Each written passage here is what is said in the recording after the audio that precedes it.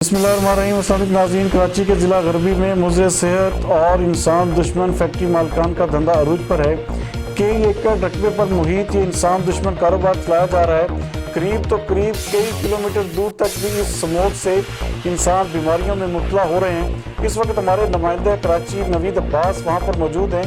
जी नवीद, आगाह कीजिएगा, क्या तफसीलात हैं आपके पास और इलाका मकीनों का इस हवाले से क्या कहना है?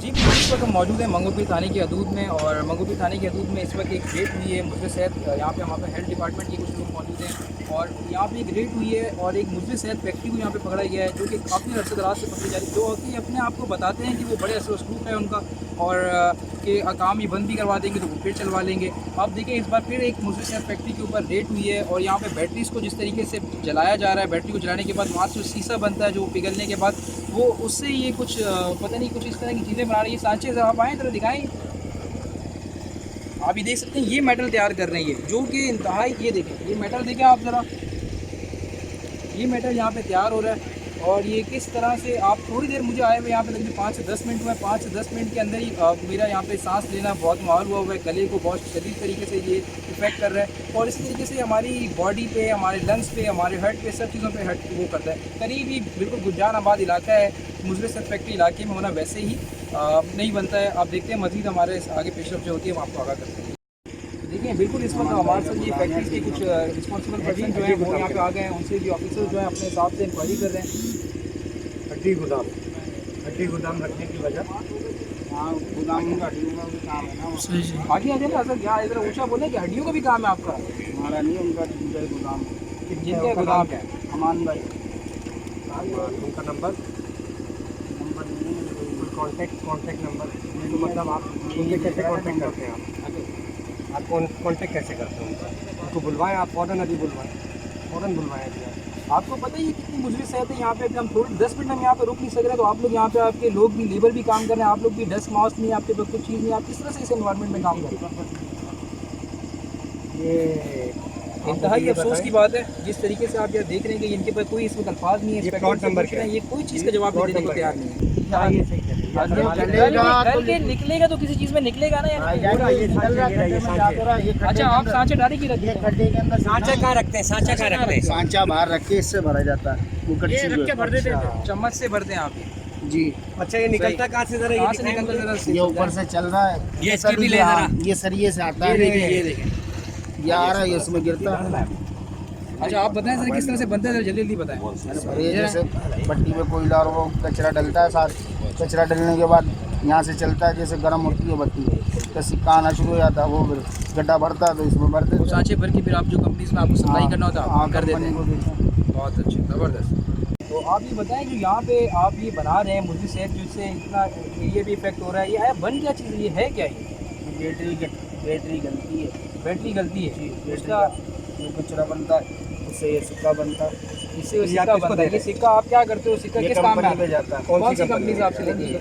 एक साइड हो गई जो बैटरी बनती है दोबारा, आप नाम बताएं कंपनी का, आप देते एक होंगे। साइड होगी, फोनेक्स हो गई। और मतलब ये वही कंपनी है जो बैटरीज की कंपनी है, वही आपसे दोबारा ये ले लेती है।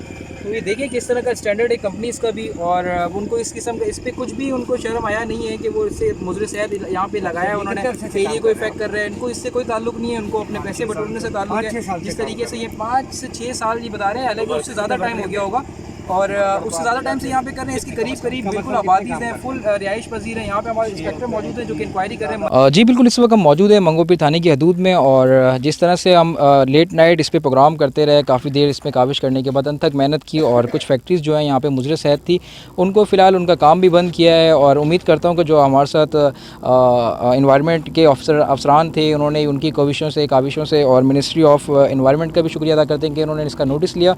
और हमारे साथ इस वक्त अहले इलाका मौजूद है। हम पहले तो मैं आपको बताता चलूँ कि मुख्तलिफ कंप्लेंट्स आ चुकी हैं इस हवाले से कि ये इतनी शदीद, इसका जो स्मोक है वो करीबी आबादीज़ को बहुत ज़्यादा डिस्टर्ब कर रहा है। अगर उसके हवा के रुख पे डिपेंड करता है, अगर वो हवा जिस साइड की चले उन इलाके मकीनों के लिए अज़ाब इलाही सा एक माहौल बन जाता है। और इस वक्त हमारे साथ अहले इलाका मौजूद है, हम इनसे बात करेंगे। अस्सलाम वालेकुम। वालेकुम सलाम। कैसे हैं सर आप? ठीक ठाक? अल्लाह का शुक्र है, ठीक ठाक। अच्छा, आप मुझे पहले तो ये बताएं कि धुआं जो है, आप तो अब हमारा तो इसमें रात पे हमने इस पर काम किया है, कुछ ही देर के अंदर ये गला पकड़ लेता है, बहुत सारे इसके मामलात हैं, सर चकराने लगता है। तो आप तो करीबी आबादी में हमेशा से आप यहाँ पे रहे, तो आपको किस तरह से इफ़ेक्ट कर रही है? जी हम तो इस धुएं से बहुत तंग है। इस पे तो हमने पहले भी बंदों को बताया था, लेकिन आप लोग इधर है और आप तशरीफ़ ले आए और आप लोग को खुद पता चला कि ये किस तरह धुएं हैं। धुएं इस तरह के हमारे हर घर में आप देखो तो दो बच्चे और 3 बच्चे बीमार होते हैं और इसकी वजह से सांस की ज़्यादा बीमारी है। तो आप ये बताएं कि सांस की बीमारी और इस तरह के और इसमें क्या इफेक्ट है? कुछ लोग यहाँ पे हमें जिक्र कर रहे थे कि इसमें जो लोग ख़वातीन, इवन जो प्रेग्नेंट ख़वातीन हैं, उनके ऊपर भी असरअंदाज होता है। तो ये क्या इतना गंभीर मसला है? जी इधर 2-3 मसले ऐसे भी हुए कि जब बच्चा पैदा होता है तो उसको ज़्यादातर सांस की बीमारी हो जाती है। सांस की बीमारी होती है, इसके फेफड़े वगैरह, ये फेफड़े वगैरह, इसलिए कि ये सारा काला धुआं और ख़तरनाक धुआं है, इसलिए कि ये सारा तेज़ाब जल रहा है। जी इसी तरह से इलाके की मौजूद और हमारे साथ भी लोग मौजूद हैं, उनसे भी बात करेंगे। अस्सलाम वालेकुम। वालेकुम सलाम जी।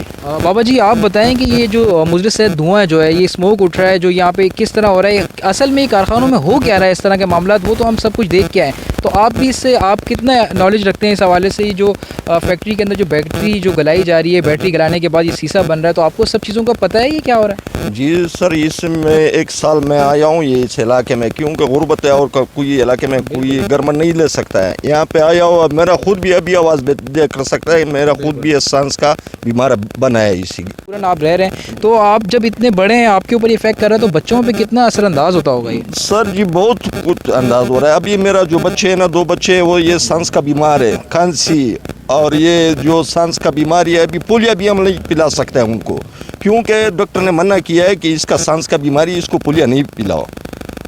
मैं बिल्कुल इस तरह से, देखें आप लोग बड़े डिस्टर्ब हैं, डिसहार्ट भी हुए हैं, और हमारे से कोई भाई बात करना चाहेगा तो हम उनसे भी बात करेंगे। आ जाएँ, आगे आ जाएँ। कितने टाइम से रह रहे हो आप? 10 साल से। 10 साल है। तो आप इससे परेशान हो रहे हैं? धुएं से मसला हो रहा है आपके साथ? हाँ क्यों नहीं हो रहे? बीमार हो रहे हो, गले में तकलीफ वगैरह हो रही है? हाँ बस। जी यहाँ पे तकरीबन जो भी अहले इलाका मौजूद हैं वो क्योंकि थोड़ी सी प्रॉब्लम ये कि ये पश्तून आबादी है, ज़रा सा उर्दू बोलने में उनको प्रॉब्लम हो रही है। बहरहाल हमारे भाई हैं और हमारे से इस वक्त यहाँ पे जो कंसर्न जो यहाँ के ऑफिसर हैं जिनका एरिया लगता है, जिनकी चौकी है, वो भी हमारे साथ मौजूद हैं। अस्सलाम वालेकुम।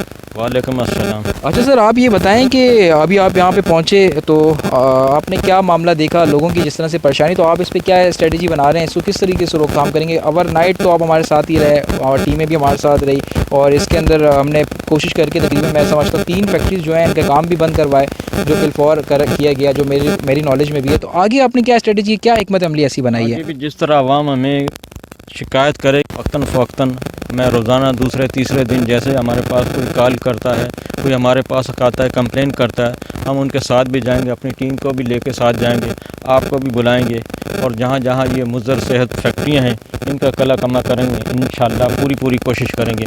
इनको कल भी तनबीह की थी, आज भी मैंने विज़िट किया 4-5 फैक्ट्रियों का, तमाम फैक्ट्रियाँ बंद हैं। इंशाअल्लाह मैं विज़िट करता रहूँगा और अपना अफसरान बाला के अहकामात को अपने। बिल्कुल सर, देखें क्योंकि ये एक छोटा मसला नहीं है, एक छोटा मोटा मामला होता है पुलिस की और पब्लिक की। अक्सर लोग जो गए पुलिस से तो हमें उसे अप्रिशिएट भी करना चाहिए, अगर एक आप पॉजिटिव काम करने निकले तो हम आपको अप्रिशिएट भी करेंगे, लेकिन जहाँ पे पुलिस की कोताहियाँ खामियाँ होती हैं तो उसकी निशानदेही भी करना ही हमारा ही काम है। तो मैं समझता हूँ सर, ये जो पब्लिक के जो इशूज़ हैं, पब्लिक बहुत ही डिसहार्ट हुई है, तो आप इसके लिए फिलफौर अपने हुकाम जो है, हुकाम बाला जो है, अफसरान हैं, उनके नॉलेज में ये बात है ताकि इस पर स्ट्रिक्ट तरीके से काम हो सके। हमने रात में इस पर कितना काम किया, मैं बिल्कुल आपको इसको अप्रिशिएट करूँगा। जो मॉर्निंग के लोग भी आपके साथ मौजूद थे, नाइट तक भी चलते रहे, वो तो ठीक है, लेकिन ये कि आप इस पर फिलफौर कुछ ऐसा हिकमत अमली बनाएं ताकि ये काम हंगामी बुनियादों पर सर होना चाहिए। इंशाअल्लाह रोज़ाना की बेस तरह, जैसे मैंने पहले कहा कि आवाम के साथ भी मैं आऊँगा रोज़ाना, दूसरे तीसरे दिन जैसे मुझे, और इनको मैं नंबर भी दूंगा अपना, मेरा नंबर ले लें, अपना नंबर लिखें मेरा। ये अफसरान का आप इनका नंबर ले लें, और किसी भी तरह से कोई परेशानी हो सर आप इनको बिल्कुल मेरा नंबर 0321